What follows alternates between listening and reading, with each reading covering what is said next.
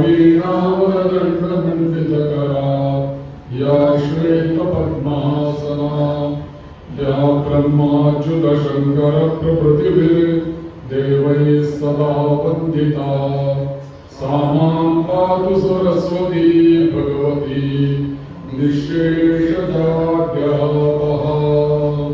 दक्षिणे लक्ष्मणो यस्य वामे तु जनकात्मजा पुरतो मारुतिर्यस्य तं वन्दे रघुनन्दनम्। ध्यायेत् नित्यं महेशं रजतगिरिनिभं चारुचन्द्रावतंसं रत्नाकल्पोज्ज्वलाङ्गं परशुमृगवराभीतिहस्तं वसन्तं पद्मासीनं समन्तात् स्तुतममरगणैर्व्याघ्रकृत्युं वसानं विश्वाद्यं विश्ववन्द्यं निखिलभयहरं पञ्चवक्त्रं त्रिनेत्रम्। श्रुतिस्मृतिपुराणानाम् आलयं करुणालयं नमामि भगवत्पादं लोकरं शङ्करं लोकशङ्करं। गुरुर्ब्रह्मा गुरुर्विष्णु गुरुर्देवो महेश्वरः गुरुः साक्षात् परब्रह्म तस्मै श्री गुरवे नमः। श्री राम जय जय राम। श्री राम जय जय राम। श्री राम जय जय राम। श्री राम जय जय राम। श्री राम जय जय राम। श्री राम जय जय राम। श्री राम जय जय राम। श्री राम जय जय राम। मंगलमूर्ति पुरुषोत्तम भगवान की जय। भज गोविंदम गोविंदम भज मूढ़मते। भज गोविंदम गोविंदम भज मूढ़मते। पुरुषोत्तम ज्येष्ठ अधिक मास या निमित्ताने पुरुषोत्तमाच्या सेवेप्रित्यर्थ या मंदिरामध्ये आयोजित केलेली प्रवचन सेवा कीर्तन प्रेमी मंडळातर्फे आणि आमच्या सर्व कळकर कुटुंबियांच्यातर्फे या प्रवचन सेवेचं आजचं तिसरं पुष्प आहे। भगवान पुरुषोत्तम आणि मंगलमूर्ती यांच्या चरणी मी नतमस्तक होतो, वंदन करतो, प्रणाम करतो आणि आपल्या सर्व श्रोतृवृंदांना अभिवादन करतो आणि आजचं प्रवचन सुरू करतो। आपण भज या शब्दाचे वेगवेगळे अर्थ काल पाहत होतो। भज या शब्दाचा अर्थ सेवा करणे असा आपण अर्थ बघितला। आपण भज या शब्दाचा अर्थ निवडणे, निवडून घेणे। भज या शब्दाचा अर्थ भजन करणे, बरेच अर्थ आहेत पण काही विशेष अर्थ आहेत त्याचा आपण विचार करतोय की भज म्हणजे जसं निवडणं, सेवा करणं, तसंच भज या शब्दाचा अर्थ आहे भक्ती करणं। मग भगवंताची जी भक्ती आपल्याला करायला सांगितलेली आहे श्रीमद भागवताने, ती नवविधा भक्ती सांगितलेली आहे। 9 प्रकारची भक्ती भगवंताची करायची। श्रवणं कीर्तनं विष्णोः स्मरणं पादसेवनम् अर्चनं वन्दनं दास्यं सख्यम आत्मनिवेदनम। 9 प्रकारची भक्ती आहे। या 9 प्रकारची कोणतीही भक्ती आपण करू शकतो। आपल्या जीवनाचा एक भाग भगवंताला बनवणे ही पण एक भक्ती आहे। असं मी काल आपल्याला सांगितलं की भागः इति भक्ती, माझ्या जीवनाचा अविभाज्य घटक, अविभाज्य भाग हा परमेश्वर आहे। माझ्या जीवनाचा अविभाज्य भाग ही त्याची भक्ती करणं हा भाग आहे. आणि म्हणूनच संतांनी म्हटलेलं आहे की बहुत सुकृताची जोडी म्हणून विठ्ठली आवडी. जन्मोजन्मी आम्ही बहु पुण्य केले तेव्हा या विठ्ठले कृपा केली. अशी ही भक्ती आणि ज्याची आपण भक्ती करतो त्या भगवंताला अविभाज्य आपल्या जीवनामध्ये ठेवणं तास्त खरं भक्त आहे. मग श्रवण, कीर्तन, स्मरण, चरण सेवा, अर्चना, वंदन, दास्यत्व, सख्यत्व आणि शेवटी आत्मसमर्पण अशी 9 प्रकारची एकंदरीत भक्ती आपल्याकडे सांगितलेली आहे. श्रवण करावं तर परीक्षित राजासारखं श्रवण करावं. आपला मृत्यू 7 दिवसांमध्ये आहे असं माहिती असताना सुद्धा हा परीक्षित राजा या शुकदेवांसमोर बसला आणि संपूर्ण भागवत त्यांनी श्रवण केलं. आणि संपूर्ण भागवत श्रवण केल्यानंतर त्याला त्या तक्षक येणारे, मग तो दंश करणारे त्याची भीतीच राहिली नाही. त्याने त्याचा विचारही केला नाही.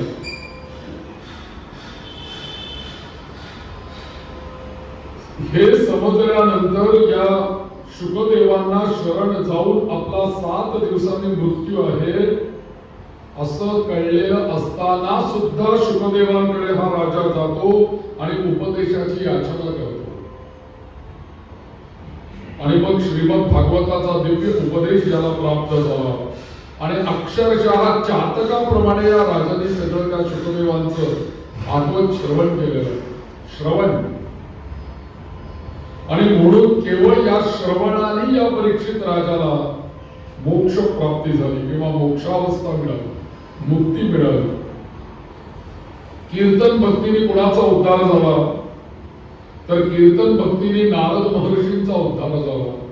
कीर्तन भक्तीने संतांमध्ये जर का बघितलं तर तुलसीदास आहेत, संत तुकाराम आहेत, सगळ्या संतांचा कीर्तन भक्तीनेच उद्धार झालेला आहे. आणि म्हणून गीतेमध्ये सुद्धा सांगितलेलं कीर्तनाचं महत्व सांगताना सततं कीर्तयन्तो मां यतन्तश्च दृढव्रताः नमस्यन्तश्च मां भक्त्या नित्ययुक्ता उपासते.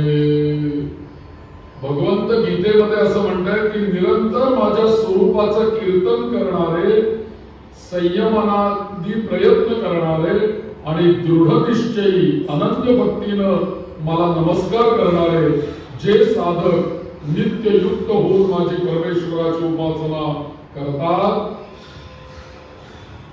किंवा त्याच गीतेमधला तो श्लोक मच्चित्ताः मद्गत प्राणाः बोधयन्तः परस्परं कथयन्तश्च मां नित्यं तुष्यन्ति च रमन्ति च. ज्यांनी आपलं चित्त माझ्यामध्ये ठेवलं आहे किंवा आपले प्राण मला अर्पण केलेले आहेत असे भक्त एक दुसऱ्यांना माझ्याच स्वरूपात ज्ञान देऊन किंवा माझं गुणगान गाऊन संतुष्ट होतात आणि माझ्यामध्येच रममाण होतात. असं कीर्तनाचं महत्व आहे. ध्रुव बाळ जो आहे किंवा भक्त प्रल्हाद यांना स्मरण भक्तीमुळे, स्मरण भक्तीचं उत्तम उदाहरण म्हणजे ध्रुव बाळ आणि भक्त प्रल्हाद अखंड भगवंताचं स्मरण केलं आणि त्यांचा उद्धार झाला.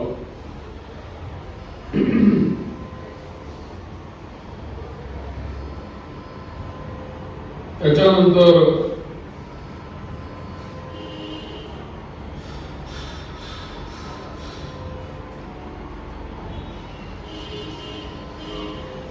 पादसेवन जी भक्ती आहे, चरण सेवा, याच्यामध्ये भरताचं उदाहरण आहे.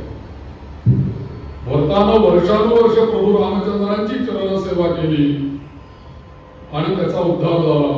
म्हणून राजा अंबरीश हा अर्चन सेवेने उद्धारून गेला. एकादशीचं व्रत अंबरीश राजा. अक्रूरानं भगवंताची बंधन भक्ती केली. मनोभावे केवळ वंदन करून अक्रूराचा उद्धार झाला आणि त्या अक्रूराला भगवंताने आपल्या दिव्य स्वरूपाचं दर्शन दिलं केवळ वंदन भक्तीमुळे. भक्त हनुमान, लक्ष्मण यांनी जीवनभर दास्य भक्ती केली. परमेश्वर हा माझा स्वामी आहे आणि मी त्याचा सेवक आहे, या दास्यत्व भावामुळे त्यांनी ईश्वराची सेवा केली. काल आपण भक्तीचं आणखीन एक अर्थ बघितला होता. भज या शब्दाचा अर्थ सेवा करणं. या दोघांनी सेवा केली आणि उद्धार झाला. सेवा ही भक्तीच आहे. भज म्हणजे सेवा करणं. आणि व्रजामधल्या सगळ्या गोपांगणांनी आत्मनिवेदन ही भक्ती केली. स्वतःला समर्पित केलं गोपाल कृष्णाला. आपलं संपूर्ण जीवन त्यांनी कृष्णमय करून टाकलं आणि आपली सर्व कर्म त्यांनी कृष्णाला अर्पण केली. श्रीकृष्णाला अर्पणमस्तु. म्हणून ही आत्मनिवेदन भक्ती शेवटची आहे. आणि अशा प्रकारच्या 9 प्रकारची भक्ती. म्हणून भज या शब्दाचा अर्थ भक्ती करणे. 9 प्रकारची भक्ती आपल्याकडे आहे. यापैकी कोणतीही भक्ती करा आणि स्वतःचा उद्धार करा. भज, कोणाची भक्ती करा? गोविंदम. भज गोविंदम. त्या गोविंदाची, परमेश्वराची भक्ती करा, तुमचा उद्धार होईल. या भज या धातूचा एक अर्थ आहे समर्पण. हा पण अर्थ आहे बघा. निवडणे, भक्ती करणे, त्याच्यानंतर सेवा करणे, तसंच समर्पण हा सुद्धा भज या शब्दाचा अर्थ आहे. म्हणून इथे आत्मसमर्पण, आत्मनिवेदन यांनी समर्पण केलेलं आहे ना भक्तीमध्ये. म्हणून भज गोविंदम म्हणजे भक्तानं ईश्वर चरणी समर्पित होणं म्हणजे भज गोविंदम.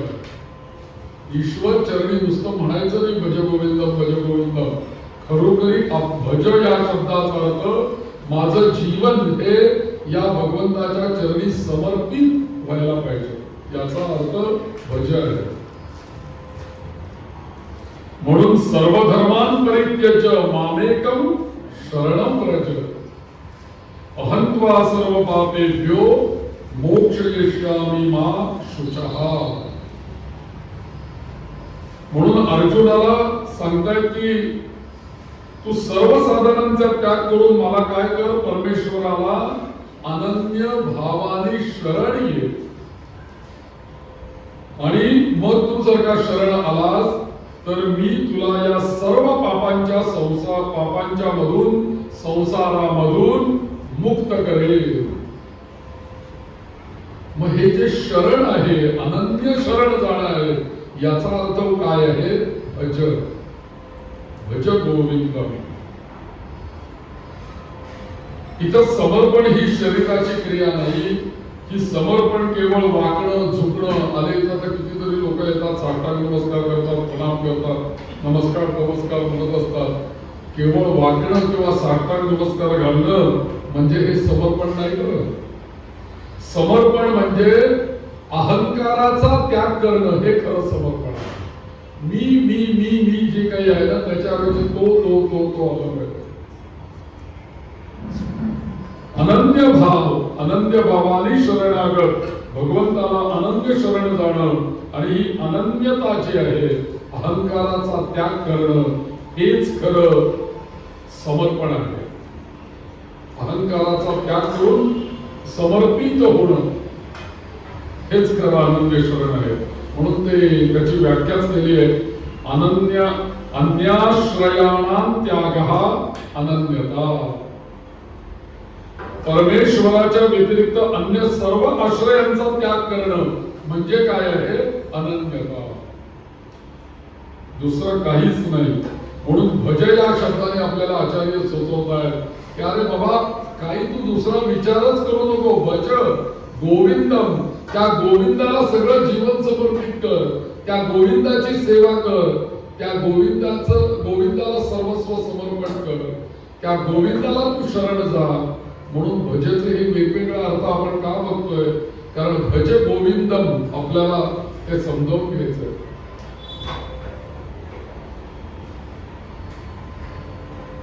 मनुष्य हा जो आहे तो स्वतःच्या कर्तृत्वाचाच आश्रय घेतो आणि प्रत्येकामध्ये स्वतःविषयीच एक अभिमान आहे. मी करेन, मी करतो, मी माझ्या सामर्थ्याने मिळवेन, मी माझ्या प्रयत्नाने सर्व संकटांचा मात करेन, अशी प्रत्येकाची कल्पना असते. कशाचा तरी तो आश्रय करतो आणि काम पूर्ण होईल का वाट बघतो, मग तो लोकांचा आश्रय करतो, धनाचा आश्रय करतो, याचं सहाय्य घेतो, आप्त मित्र मंडळींना जमा करतो आणि त्याला असं वाटतं की हे सगळे मंडळी जे आहेत ते आपल्याला संकटातून सोडवतील. पण ही शेवटी आचार्य म्हणतात ही सगळी तुझी व्यर्थ कल्पना आहे. कोणीच तुला, याला लोकाश्रय म्हटलेलं आहे ना, कोणी तुला या संकटातून सोडवणार नाही. सोडवणार फक्त भज गोविंदम, तोच तुला या संकटातून सोडवेल.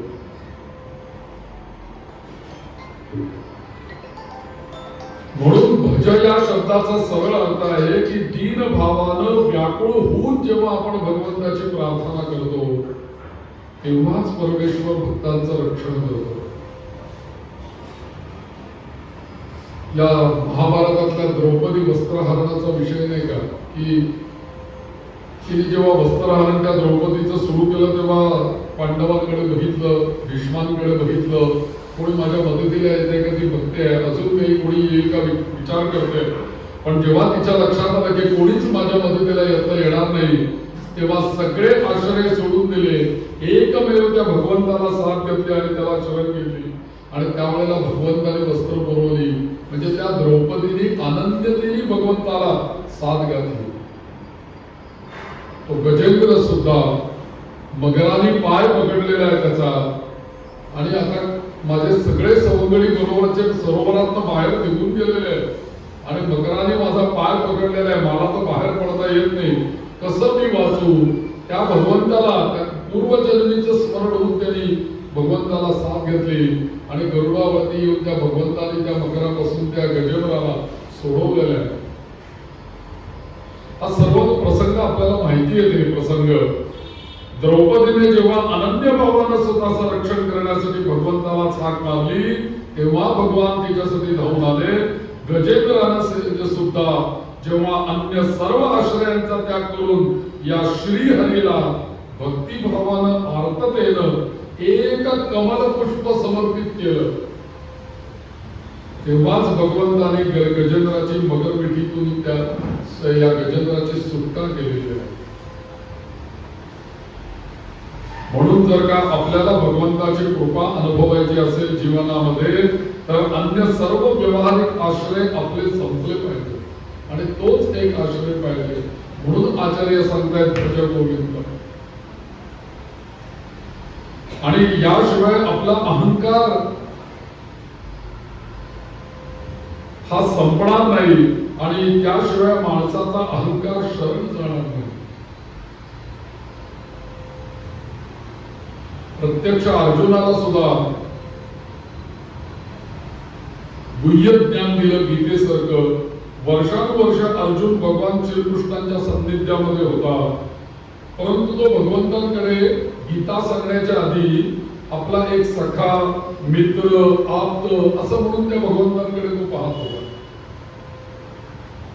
युद्धामध्ये सुद्धा भगवान त्याचे सारथी झाले आणि युद्धभूमीवर द्वेषानं युद्धाच्या इच्छेनं कौरवांचा पराजय करण्यासाठी तो रथ अर्थामधून तिथे येऊन पोहोचला आणि त्याने या भगवंताला सांगितलं की माझा रथ या दोन्ही सैन्याच्या मध्ये येऊन उभा कर.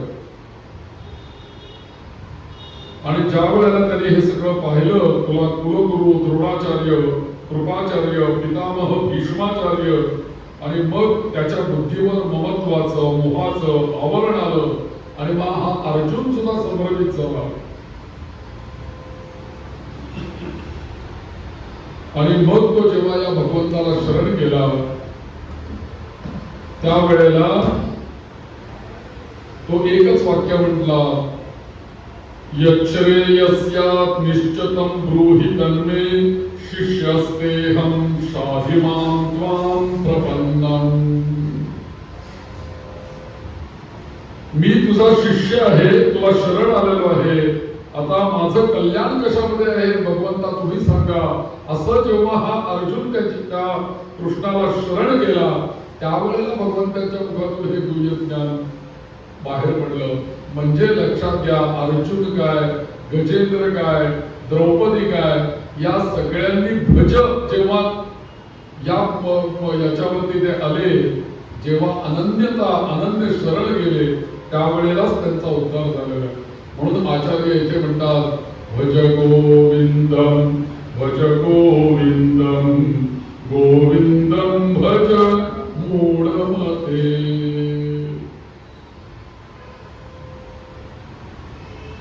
भज या धातूचे पुष्कळ अर्थ आपण बघितले. एकंदरीत भज म्हणजे लक्षात ठेवण्यासाठी परत एकदा त्याची आवृत्ती.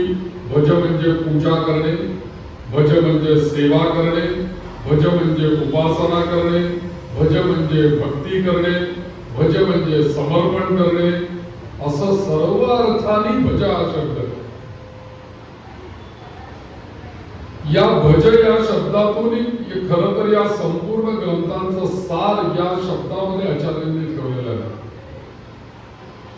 आणि म्हणून साधकाला एका त्या गोविंदाला भजावं, त्याचीच पूजा करावी, त्याचीच सेवा करावी, त्या गोविंदाची उपासना करावी आणि त्या गोविंदाची भक्ती करावी. हा पुरुषोत्तम मास त्याच्याकरता आहे. गोविंदाची भक्ती करण्याकरता पुरुषोत्तम मास आहे. आणि सर्व भक्तांना तोच एकमेव शरण्य आहे, आश्रयस्थान आहे. आणि बाह्य विषय, भोग, माणसं, शाब्दिक विद्वत्ता, पैसा, धन, सत्ता, एक आपण पाहिलं की या मृत्यूपासून आपल्याला कधीही या गोष्टी सोडवू शकत नाही. म्हणून आपल्याला शोक मोहाच्या अतीत जायचं असेल तर आचार्य एकच करा म्हणतात, भज गोविंदम भज गोविंदम गोविंदम भज मूढमते. आपण गोविंद या शब्दाचा पूर्वीच अर्थ बघितलेला आहे. म्हणून गोभिही शब्दैही वेदान वाक्यैहि विंदते इति गोविंदः. एक असा अर्थ केलेला आहे की जो शब्दांच्या साह्यानं वेदांत वाक्यांच्या साह्यानं जाणला जातो त्याला काय म्हणायचं, गोविंद. म्हणून सर्व वेद, सर्व पुराण, शास्त्र या सर्वांच्या मधून कोणाचं वर्णन केलेलं आहे, शेवटी आचार्य म्हणतात गोविंदाचंच वर्णन केलेलं आहे.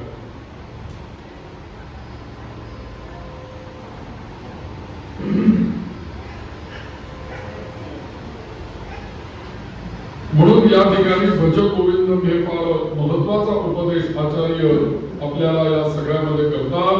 आणि या गोविंदाला जर का आपण शरण गेलं, गोविंदाला शरण जा.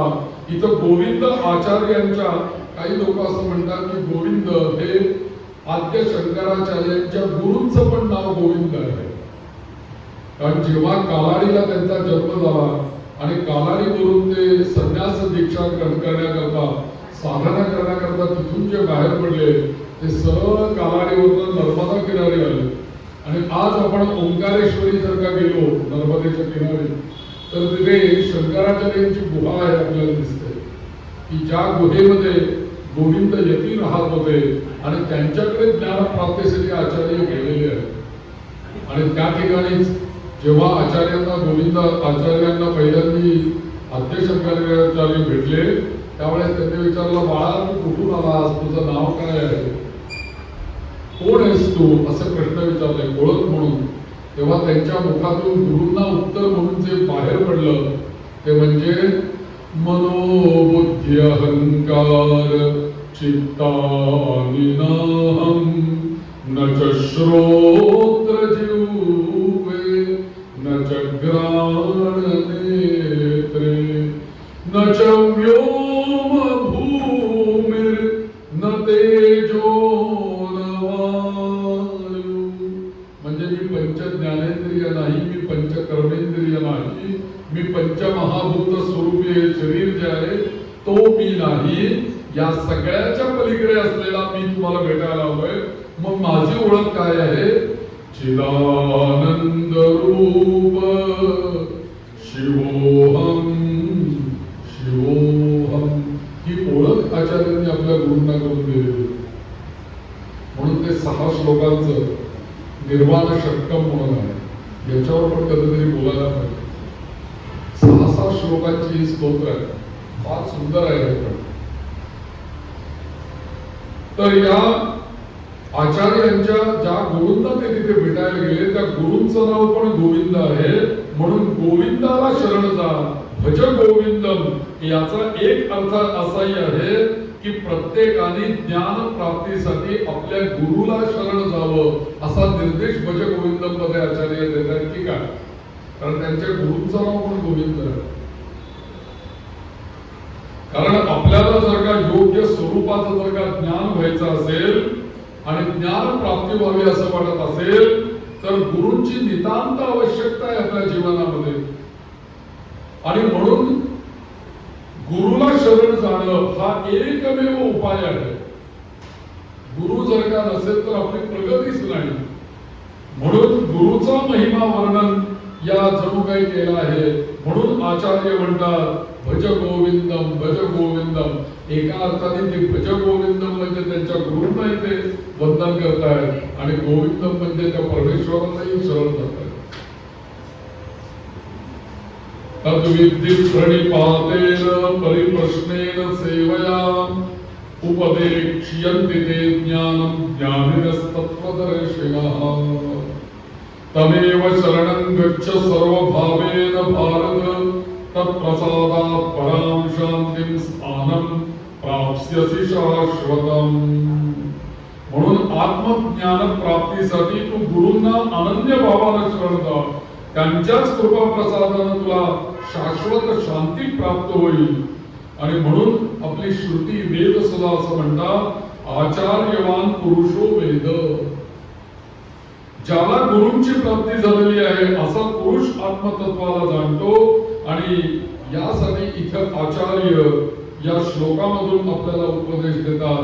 त्यांच्या गुरूंचं असलेलं नाव भज गोविंदम भज गोविंदम भज गोविंदम मूढमते. हे मूढमती मनुष्या, तू गोविंदाला परमेश्वराला भज, परमेश्वराची सेवा उपासना कर, त्याला शरण जा. परमेश्वराचं स्वरूप प्राप्त करण्यासाठी काय करशील तर त्या परमेश्वराचं स्वरूप प्राप्त ज्यांनी करून घेतलेलं आहे अशा सद्गुरूंनाही अनन्य भावाने तू शरण जा. म्हणजे ज्यांनी त्या परमेश्वराला प्राप्त केले ते गुरु आहेत, तू त्यांना शरण जा म्हणजे आपोआप परमेश्वराला शरण जाशील. म्हणून आचार्य इथे म्हणतात भज गोविंदम भज गोविंदम. शेवटी काय तर या सर्व साधकांचं मन शुद्ध होईल. अनेक प्रकारच्या साधना या भज या शब्दामध्ये आचार्यांनी आपल्याला सांगितले. किती साधना सांगितल्या आतापर्यंत. केवळ आपण भज या शब्दाचा विचार चालू केला, आजही थोडाफार केला. इथपर्यंत आचार्यांनी आम्हाला आणून ठेवलं. अशा जर का साधना आमच्या घरातून घडल्या तर आपोआप काय होईल, आपल्या सर्व साधकांचं मन शुद्ध होईल. रजोगुण तमोगुण याचा प्रभाव कमी होईल. सत्वगुणाची वृद्धी होईल. सत्वगुण प्रधान आपलं जीवन होईल.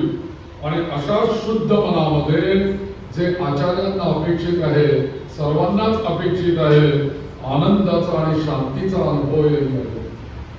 आणि यासाठी आचार्य या पहिल्याच श्लोकामध्ये एकच उपदेश देतात भज गोविंदम भज गोविंदम. एकदा सगळे म्हणूया आपण भज गोविंदम भज गोविंदम गोविंदम भज मूढमते.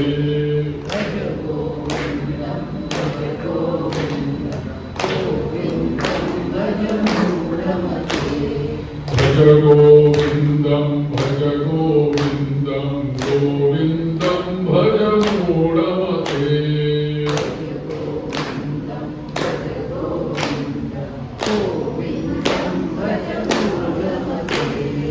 गोविंदम भज मूढमते.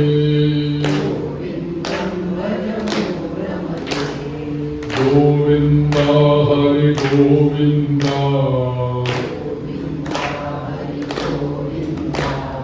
गोपाला हरि गोविंदा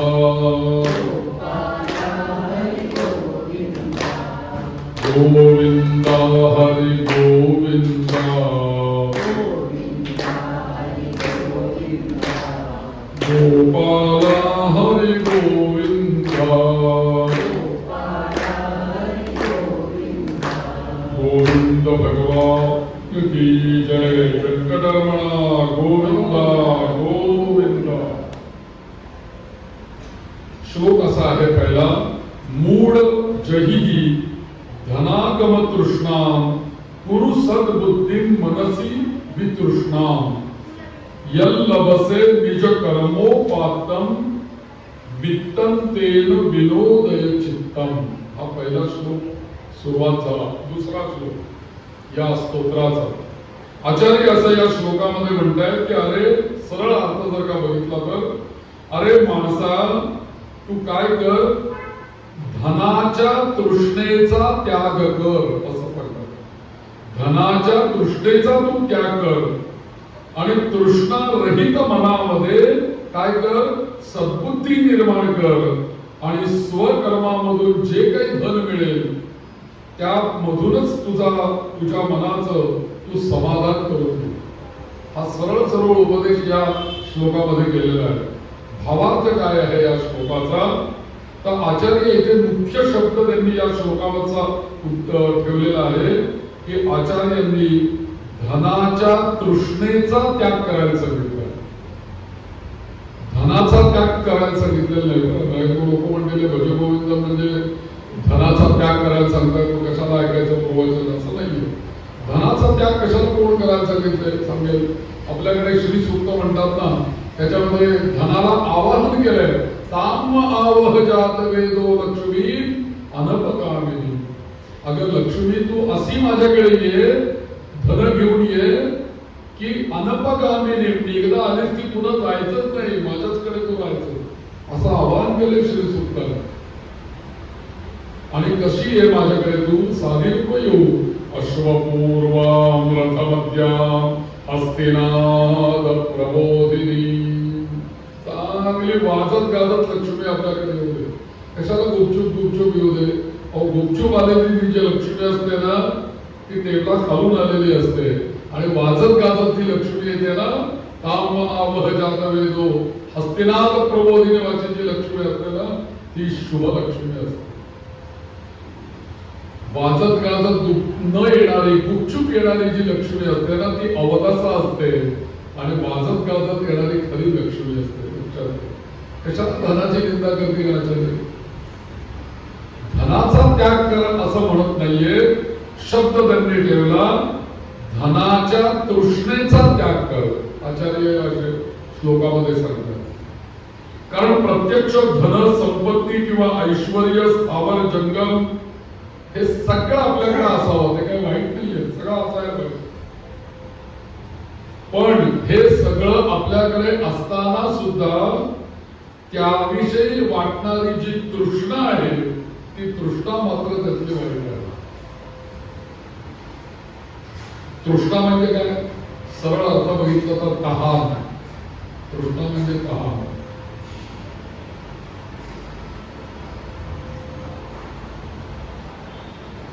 त्या विष्णूंचं एक स्तोत्र केलंय त्याच्यामध्ये आचार्यांनी पहिल्या श्लोकामध्ये षट्पदी स्तोत्र आहे 6 श्लोकांचं. त्याच्यामध्ये विष्णूंना आचार्यांनी पहिल्या श्लोकामध्ये मागितलंय अभिनयमपनय विष्णू दमय मनशमय विषय मृग तृष्णा. परत तृष्णा सांग. अभिनयम अपनयम विष्णू, माझ्या ठिकाणचे असलेले दोष अभिनय अपनय बाजूला काढ. दमय मनश, आणि माझ्या मनामध्ये विषय वासना ज्या निर्माण होत आहे त्याचं दमन होऊ दे तुझ्या कृपेने. दमय मनशमय, माझं मन जे सारखं विषयांकडे धावतंय त्या विषयांची तृष्णा माझ्या मनामध्ये आहे ही कुठेतरी दमन होऊ दे. म्हणून आचार्य म्हणतात विषय मृग तृष्णा, ती तृष्णा. इथे पण आचार्यांनी तृष्णा शब्द वापरला. म्हणून तृष्णा म्हणजे तहान. जसं आपल्याला कडक उन्हाळा पडलेला आहे या आणि उन्हाळ्यामध्ये जर का आपल्याला तहान लागली तर ती तहान लागल्याबरोबर आपण ती तहान कशी शमन होईल ती तहान शमवण्याचा आपण प्रयत्न करायला लागतो. मग कोणी बर्फाचं पाणी पिईल, कोणी सरबत पिईल, कोणी रस पिईल, कोणी आणखी काही माठातलं पाणी पिईल, वाळ्याचं पाणी पिईल, मोगरा घातलेलं पाणी पिईल. वेगवेगळ्या पद्धतीने आपली तहान कशी शमेल असं प्रत्येक जण प्रयत्न करू लागतो आणि आपल्याला जवळपास कुठे थंड पाणी मिळतंय का याचा शोध आपण प्रत्येक जण घेत असतो.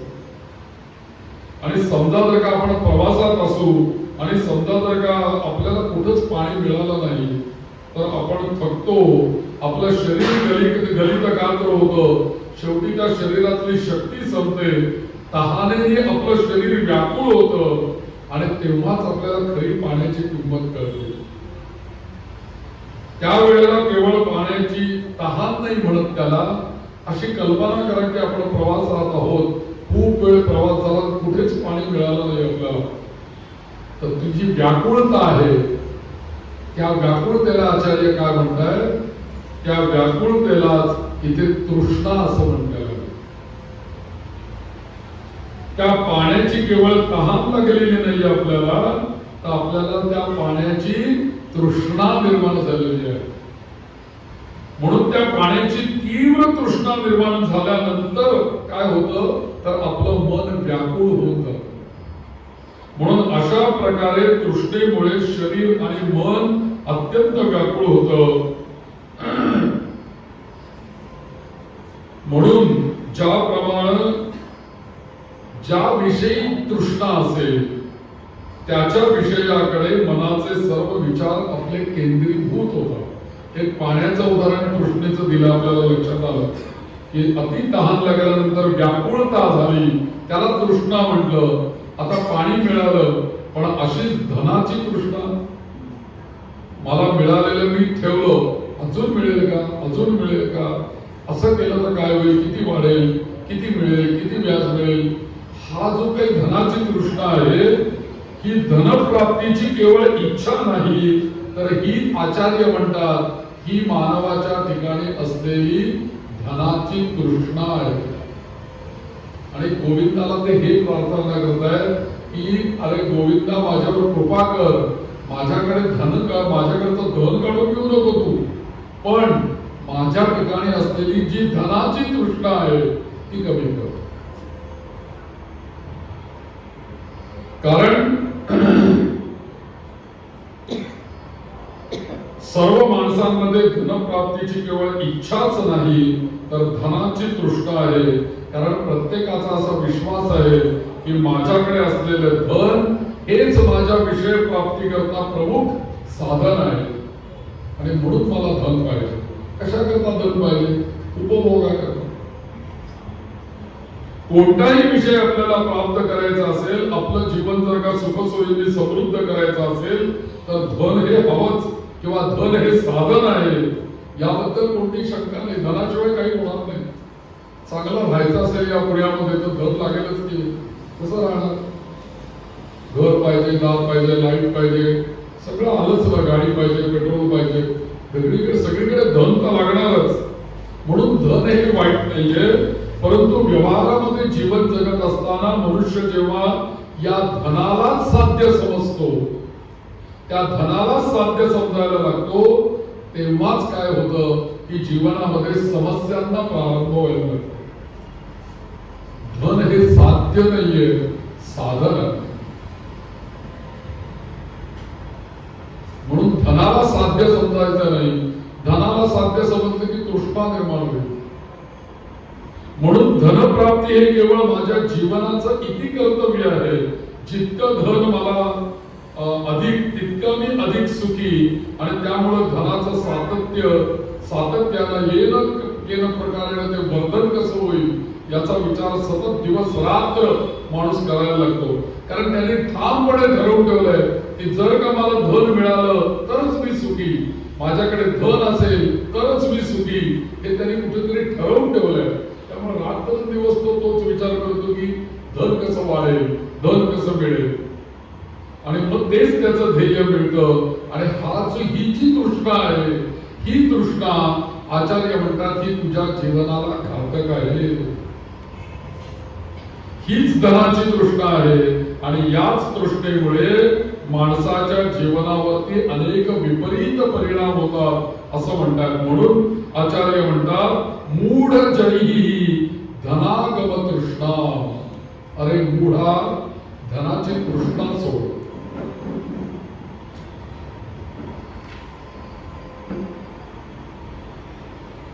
या धनाच्या तृष्णेमुळे होतं काय की सतत लोभ वाढत जातो, लोभामुळे मोह वाढत जातो, माणसाची बुद्धी मोहानं अवरुद्ध झाली की त्याच्यामधला विवेक कमी व्हायला लागतो आणि मग त्यामुळे काय होतं, सुरुवातीला मनुष्य प्रामाणिक असतो, सदाचारी असतो, सत्कर्म करणारा असतो, सरळ जीवन जगणारा असतो, अगदी बोलायचं तर कष्ट करून जगणारा असतो अगदी सुरुवातीला प्रत्येकाच्या जीवनामध्ये. पण जसा तो पुढे जातो आणि एकदा का त्याला लोभ निर्माण झाला की मात्र त्याचा हव्यास वाढतो आणि तोच मनुष्य, लोभी मनुष्य, मोहित होऊन त्याची बुद्धी पुढे शेवटी भ्रष्ट होते या तृष्णेमुळे. आणि मग काय, काही लोक त्याच्यातून या तृष्णेमुळे वाममार्गाला लागतात, वाईट गोष्टींचं आचरण करतात, मग अधर्म वाढतो, अन्याय वाढतो, अनिती वाढते आणि भ्रष्टाचारही वाढतो. म्हणून इथे धनाच्या तृष्णेबरोबर आचार्य म्हणतात तुला अजूनही 2 तृष्णा येतात बरं का, त्या फार महत्वाच्या आहेत. एका धनाच्या इच्छेमधून दुसरी एक इच्छा निर्माण होते, त्या इच्छेला म्हटलेले लोकेच्छा.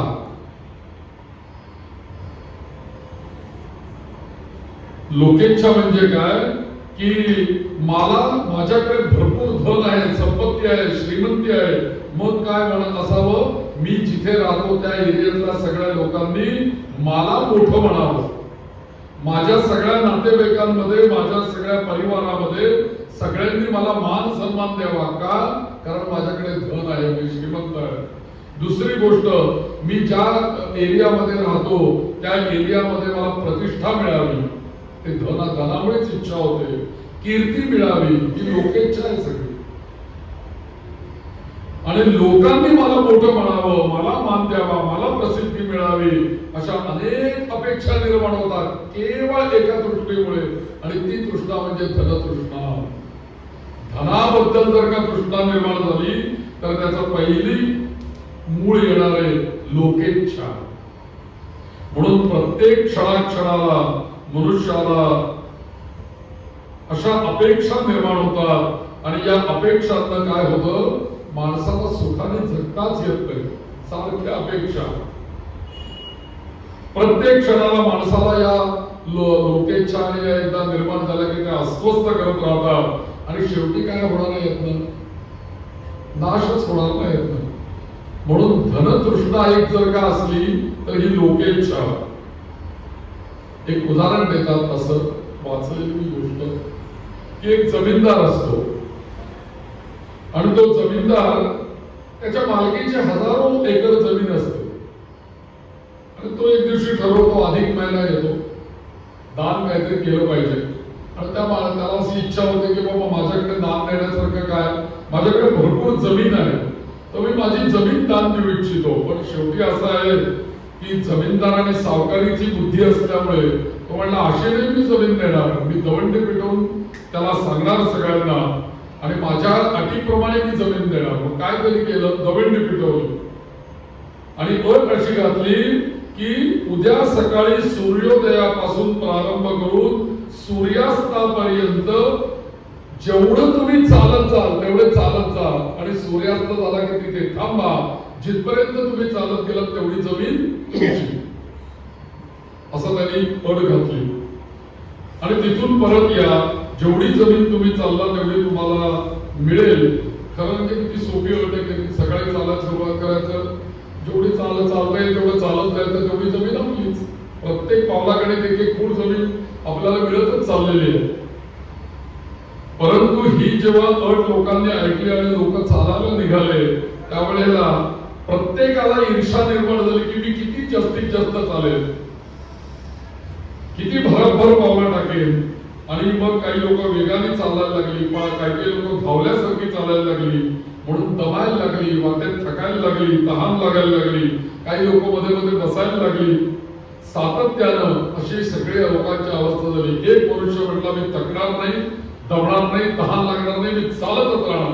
म्हणून तो चालत राहिला आणि पार अगदी लांब पर्यंत गेला सूर्यास्तापर्यंत.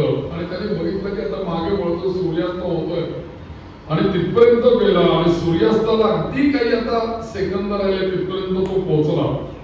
आणि त्यांनी मागे वळून बघितलं की सूर्यास्त होतोय. आणि एक क्षणभर त्याला असं वाटलं, अरे सगळ्यांच्या पेक्षा जास्त मी चालू लागलोय. बघा सूर्यास्त होतोय, मी इथपर्यंत पोहोचलोय. आणि प्रचंड थकलेला असतो दिवसभर चालून चालून चालून. कल्पना करा, सकाळी सूर्योदयापासून सूर्यास्तापर्यंत 12 तास चालायचं. तरीही त्याला ती आपली मागे वळून जमीन दिसली की बाबा एवढी जमीन आपण चालत आलो, आता ही माझी आहे आशा. आणि या आशाने तो धावत धावत तिथपर्यंत आलेला असतो. आणि त्या सूर्यास्ताच्या क्षणी तो त्या जमीनदाराजवळ तिथपर्यंत जाऊनही पोहोचतो. आणि परत धावत जाऊन त्याला सांगतो की जमीनदार, ठरल्याप्रमाणे आता मी एवढा चाललेलो आहे, ही सगळी जमीन आता माझी. असं तो त्या जमीनदाराला धावत पळत जाऊन सांगताना झालं काय की इतका थकलेला होता की त्याला तोंडातनं शब्द पण बाहेर पडत नव्हते. आणि असं होत असताना एकदम त्याला श्वास लागला. आणि त्या जमीनदाराला ही माझी जमीन आहे, आता मला द्या द्या म्हणता म्हणता एकदम थांबला श्वास. आणि त्याच ठिकाणी तो मृत्यू पावला. या गोष्टीवरून आपल्याला लक्षात येईल की आचार्यांना तृष्णा कशाला म्हणायचं. धनतृष्णा म्हणून या गोष्टीवरून तृष्णा शब्दाचा अर्थ कळतो.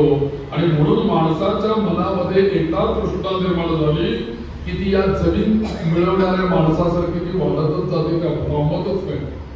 आणि ज्या वेळेला आपण कुठेतरी थांबायची वेळ येते ना, त्यावेळेला यमाचे दूत आपल्यावर पर्यंत येऊन पोहोचतात. शेवटी मृत्यू येतो पण तृष्णा थांबत नाही. हेच या कथेचा सारांश आहे. आणि म्हणूनच आचार्य इथे सांगतात की हे माणसा, तू या धनाच्या तृष्णेचा त्याग कर. कारण धन हे जीवनाचं साध्य नसून केवळ साधन आहे, ते साध्य नाही. शरीराचं पोषण, वर्धन, रक्षण करून जीवन सुकर करण्यासाठी धनाचा निश्चितपणे आपल्याला उपयोग केला पाहिजे. आणि तेवढाच त्याचा उपयोग आहे. आणि उगाच तुझ्या जीवनामध्ये धनाला फाजील महत्व देऊ नको, हेच तर आचार्य सांगतात. म्हणून या धनतृष्णेचा त्याग केल्यानंतर त्याच मनामध्ये पुढे आचार्य सांगतात, जर का तू या धनाच्या तृष्णेचा जर का त्याग केलास तर अजून काय कर पुढे. नुसतं तेवढं सांगून आचार्य थांबले नाही. पुढे आचार्य म्हणतायत, धनाच्या तृष्णेचा त्याग कर आणि काय कर पुढे, कुरु सद्बुद्धी. आता तुझ्या ठिकाणी चांगल्या बुद्धीचा निर्माण होते, चांगले विचार कर. मनसी विचार. आचार्य सांगतात की तू आता मनामध्ये सद्बुद्धी निर्माण करा कर.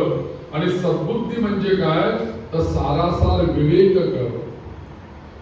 मनुष्याचं जीवन जगत असताना सतत चांगलं वाईट, अधर्म, नीती अनिती यांचा सगळ्यांचा विचार करून अधर्मापासून अनितीपासून निवृत्त होणं, धर्माचरणामध्ये प्रवृत्त होणं, सदाचाराचा आश्रय घेणं. आणि म्हणूनच आता तो विवेक कर की माझं कल्याण कशात आहे, सदाचारात आहे का अनाचारात आहे, नीतीमध्ये आहे का अनितीमध्ये आहे, धर्मामध्ये आहे का अधर्मामध्ये आहे. हा सारासार तू विवेक कर. आणि म्हणूनच समर्थ आपल्याला सांगतात, हाच विचार समर्थ आपल्याला असं सांगतात, सदाचार थोर सांडून येतो, जगी तोचितो मानवी धन्य होतो. हा सारासार विवेक आहे. म्हणून इथे आचार्य म्हणतात, कुरु सद्बुद्धी. सदाचार म्हणजे सद्बुद्धी. विष्णू सहस्रनामामध्ये सुद्धा शेवटी आलेलं फलश्रुतीमध्ये आचार प्रभवो धर्मः धर्मस्य प्रभुरच्युतः. आचार प्रथमो धर्म, हा सदाचाराने वागणं हाच सर्वश्रेष्ठ धर्म आहे. आणि जीवनामध्ये आचार्यांच्या अनुष्ठानाला अतिशय महत्व आहे.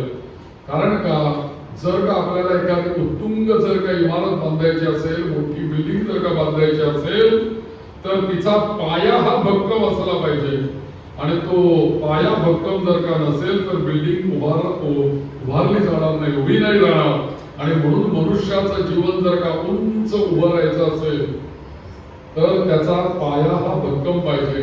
आणि तो पाया कुठला भक्कम पाहिजे? कुरु सद्बुद्धी, सदाचाराचा पाया जर का तुमच्याकडे असेल तर तुमची ही जीवनरूपी इमारत चांगली उभी राहील. म्हणून आचार्य म्हणतात आपल्याला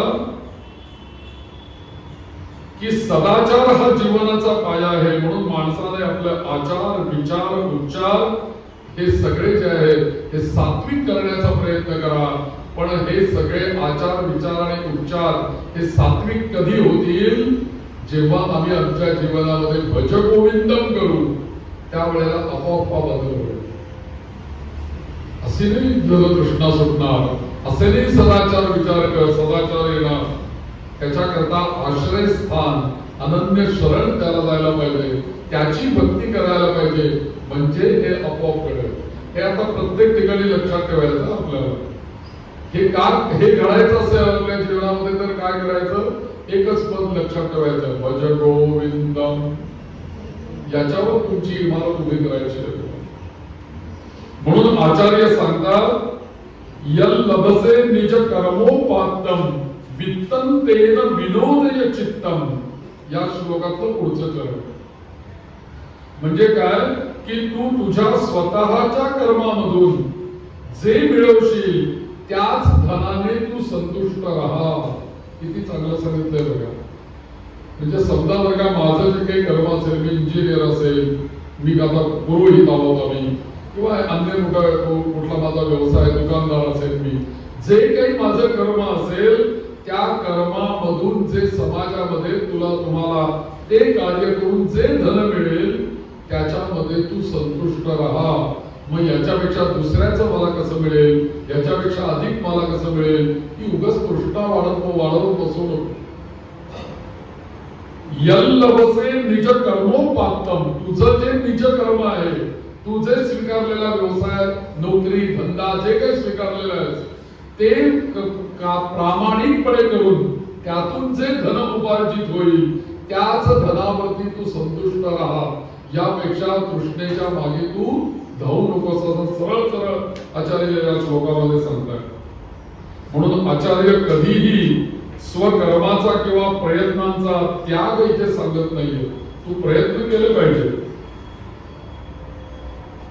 काही लोकांना असं वाटतं की अध्यात्म केलं, भक्ती केली म्हणजे मनुष्य निष्क्रिय झाला, भजन करायला लागला की आता काय काही करायला नको असं वाटायला लागतं. पण तसं नाहीये. आचार्य तसं म्हणत नाहीये.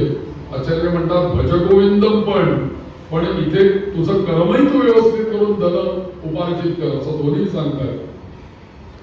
पण इथे कर्म करत असताना माणसाने आपलं नियत कर्तव्य करत असताना, धन मिळवत असताना ते कसं मिळवावं? प्रामाणिकपणे ते धन मिळवावं. त्याच्यामध्ये चोरी, लबाडी, फसवाफसवी हे करू नये, भ्रष्टाचार करू नये. प्रामाणिकपणे कष्ट करून मला जे मिळेल त्याच्यामध्ये मी संतुष्ट राहायला पाहिजे.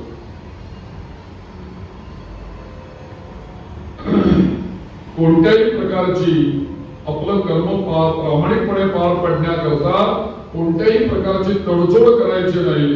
धर्माधिष्ठित राहून आपलं कर्म करायचं, अशी बुद्धी आपल्याकडे असली पाहिजे. आणि म्हणून इथं आचार्य म्हणतात कुरु सद्बुद्धी, अशी तुला बुद्धी पाहिजे. म्हणून जे स्वकर्मापासून मिळेल त्यामध्ये आपल्या चित्ताचं समाधान करावं, असं आचार्य इथे सांगतायत. कारण याचं कारण असं आहे की कर्मफळाच्या नियमांप्रमाणे आपल्याला आपल्याच कर्माप्रमाणे फळ मिळत असतात. आपण जसं कर्म करतो तसंच आपल्याला फळ मिळणार आहे. म्हणून कर्म माणसाच्या हातनं चांगलं घडलं पाहिजे. आणि ते जर का कर्म तू चुकीचं केलंस तर पुन्हा चुकीचं धन येणार, मग ती तृष्णा वाढत जाणार. म्हणून तू कर्म आधी चांगलं कर.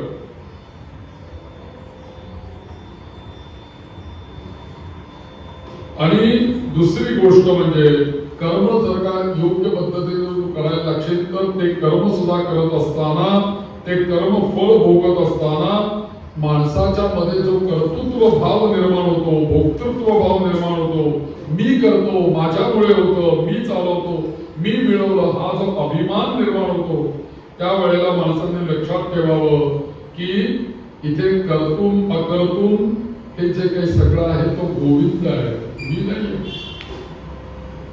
परमेश्वर हाच विश्वाचा अधिपती, उत्पत्ती स्थिती लय करता आहे आणि म्हणून कर्तुर आज्ञया प्राप्यते फलम, आणि त्याप्रमाणेच हे फल निर्माण होतं. आपलं जीवन कसं आहे माहिती का, की आपण कर्म करत असताना मी केलं मी केलं मी केलं याच्यावर एक दृष्टांत म्हणून असा आहे. मी एका कीर्तनकारांचा तो ऐकलेला की त्यांनी सांगितलं की रेल्वेमध्ये जर का आपण प्रवास करत असू तर रेल्वेमध्ये प्रवास करत असताना एक मोठी बॅग घेऊन एक प्रवासी गेला रेल्वेमध्ये, आणि रेल्वेमध्ये चढला, तिकीट होतं, अमुक होतं, थोडस बसायला जागा नव्हती, पण ते हातातली जी बॅग होती ती बॅग हातामध्ये घेऊन तसाच उभा राहिला, तो काही खाली ठेवायला तयार नव्हता. शेजारच्या माणसाने त्याला विचारलं, अहो तुम्ही आता रेल्वेमध्ये चढलात, तुम्हाला उभा राहायला का वेळेला जागा मिळाली, हातातली बॅग आता खाली ठेवा. ते म्हणाले छे मी ठेवणार नाही बॅग खाली. ते म्हणाले का नाही ठेवणार, जागा आहे इथे, ठेवा इथे तुम्ही बॅग. नाही म्हणे, मी जर का बॅग खाली ठेवली तर या बॅगेचं ओझं या रेल्वेला होईल, ते नको आहे म्हणून मी माझ्या हातात बॅग ठेवली. म्हणून आपल्या हाताने जर का धरली तर मी हे धरलेली आहे, हा जो मीपणा आहे ना, या रेल्वेतलं साहित्य आपल्या हातात धरून रेल्वेला ओझं नको म्हणून तो जसा करणारा हा आहे ना, आपलं जीवन जगताना हेच तर होत आहे सगळं, की करता घडविता गोविंद आहे. म्हणून संपूर्ण विश्वाचा भार परमेश्वर वाहतो, परंतु आपण काय म्हणतो, अहंकाराने मूढ झालेला मनुष्य जो आहे तो म्हणतो नको त्या परमेश्वरावर भार, मी संसार माझा करतो, मी मिळवतो, मी चालवतो, मी करतो, बॅग हातात धरून उभा ठेवायला तयार नाही. म्हणून अशी व्यर्थ अभिमानाची प्रवृत्ती निर्माण होते. म्हणूनच आचार्य आपल्याला असं सांगतात की हे माणसा, तू एकच काम कर, धनाच्या तृष्णेचा त्याग कर, मनामध्ये सद्बुद्धी निर्माण कर, शुद्ध बुद्धी निर्माण कर, परमेश्वराबद्दल प्रेम निर्माण कर, आणि तुला स्वतःच्या नियत कर्मामधून जे काही मिळेल त्यामध्ये मनाने तू संतुष्ट राहा. जे करत असताना परमेश्वराला, गोविंदाला अनन्य भावानं तुला शरण जाता येईल तर तसं तू शरण जा, आणि त्या गोविंदाला शरण गेल्यानेच तुझं खरं कल्याण आहे. म्हणून आचार्य म्हणतात, भज गोविंदम भज गोविंदम, गोविंदम भज मूढमते.